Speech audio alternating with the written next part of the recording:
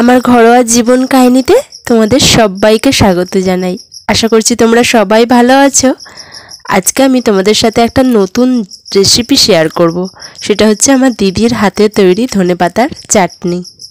এখন তো বাজারে ধনেপাতা অ্যাভেলেবেল আছে, আর যারা ধনেপাতা খেতে ভালোবাসো না তারা কিন্তু এই রেসিপিটা একবার ট্রাই করতেই পারো। তারা কিন্তু ধনেপাতার প্রেমে পড়ে যাবে, এত সুন্দর লাগে এই রেসিপিটা।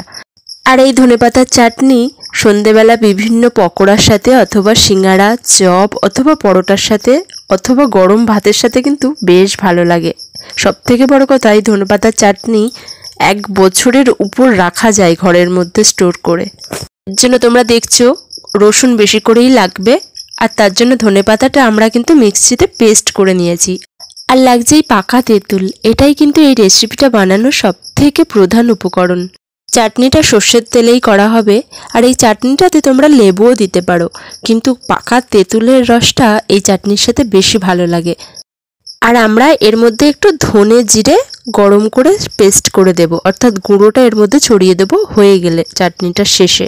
তাই একটু গরম ভাজা ভাজা করে নেওয়া হচ্ছিল ধনে আর জিরে একসাথে। এটা কিন্তু অপশনাল, তোমরা চাইলে ধনে জিরের গুঁড়ো নাও দিতে পারো। আমরা ভালো লাগে বলে একটু পেস্ট করে গুঁড়োটা ছড়িয়ে দিই, যাতে গন্ধটা একটা সুন্দর আসে, ওই কারণে।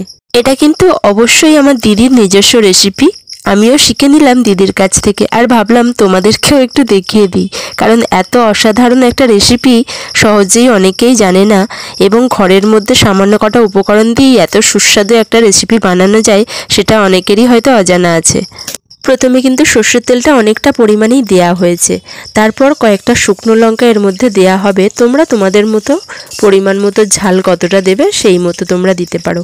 আমরা এখানে শুকনো লঙ্কা ব্যবহার করছি, তোমরা চাইলে কাঁচা লঙ্কাও দিতে পারো। এরপর কটা সর্ষে আর তেজপাতা ওর মধ্যে দেয়া হয়েছে।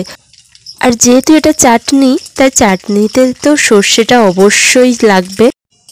এরপর কতকগুলো রসুন ওর মধ্যে কিন্তু দেয়া হবে, আর রসুনটা অবশ্যই গোটা গোটা থাকবে। আর এই কটা রসুনই কিন্তু চাটনির স্বাদ দ্বিগুণ করে তুলবে। যখন গরম ভাতের সাথে ওই চাটনিটা দিয়ে খাওয়া হবে, তখন রসুনগুলো মুখে পড়লে এত সুন্দর লাগবে, সেটা যে খাওনি তারা জানবে না। তোমরা যদি অবশ্যই এইভাবে ট্রাই করো তাহলে খেয়ে অবশ্যই নাম করবে, সত্যিই খুব সুন্দর লাগে এই চাটনিটা। এইবার কিন্তু দিদি এই পাকা তেঁতুলের রসটা বার করে নেবে, আর তার জন্য পাকা তেঁতুলটাকে কিন্তু জলে ভালো করে গুলে আর ছাঁকতে হবে ছাঁকনিতে। আর পেস্ট করে রাখা ধনেপাতা এরপর ওই তেলের মধ্যে দেয়া হচ্ছে, আর এই তেলের মধ্যে দেওয়ার পরে কিন্তু বেশ ভালো করে নাড়তে থাকতে হবে, কারণ যেন নিচে বসে না যায় বা ধরে না যায়।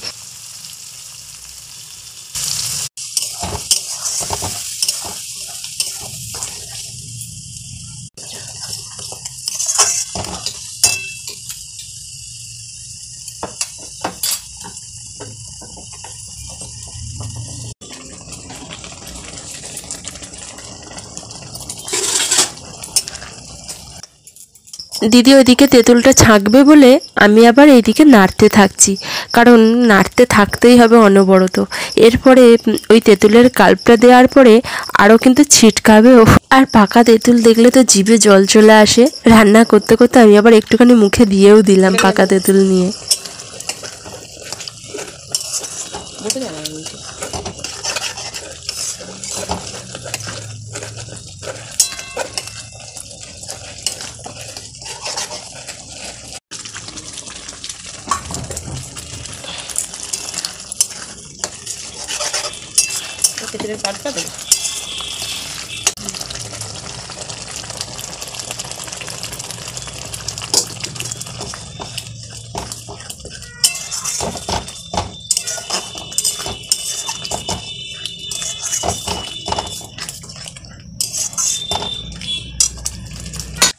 এরপর ওতে পরিমাণ মতো লবণ আর পরিমাণ মতো চিনি দিয়ে ভালো করে নাড়তে হবে।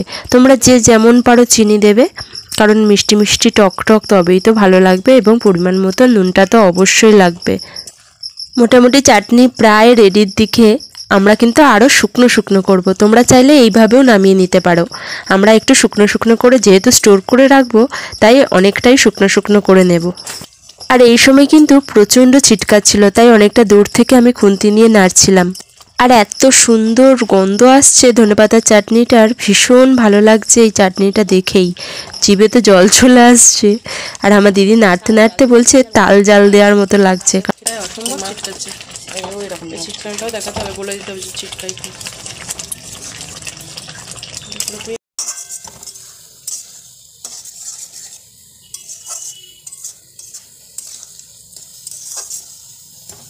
নাড়তে নাড়তে তোমরা দেখে অবশ্যই বুঝতে পারছো অনেকটাই শুকনো শুকনো হয়ে এসেছে। আর এইভাবেই রাখবো চাটনিটাকে। দিদি বলল এইভাবে রেখে দিলে 1 বছরের বেশি রাখা যায় ঘরের মধ্যে। আর অবশ্যই এটা কাঁচের বয়ামের মধ্যে স্টোর করে রেখে দেয় আমার দিদি।